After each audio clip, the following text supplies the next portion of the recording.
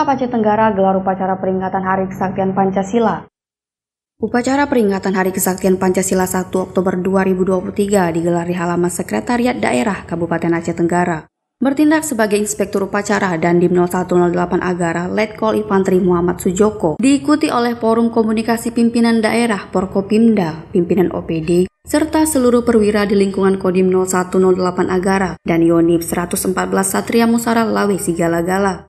Belajarlah mengenai sejarah, jangan lupakan sejarah, ya, sehingga nanti kita bisa lebih tahu apa yang terjadi, sehingga ke depan kita bisa belajar dari sejarah itu untuk menjadi manusia yang yang lebih baik.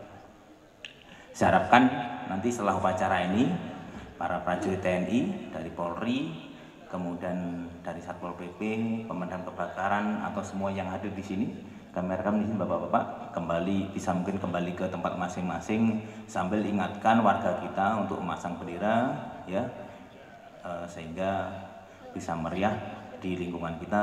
Tidak hanya himbauan-himbauan secara surat yang kita sampaikan itu akhirnya menjadi tidak percuma. Himbauan itu disampaikan tapi tidak terlaksana, tidak ada pengawasan dan sebagainya. Upacara peringatan Hari Kesaktian Pancasila 1 Oktober 2023 diwarnai dengan pemberian kuis dan hadiah oleh Dandim Muhammad Sujoko.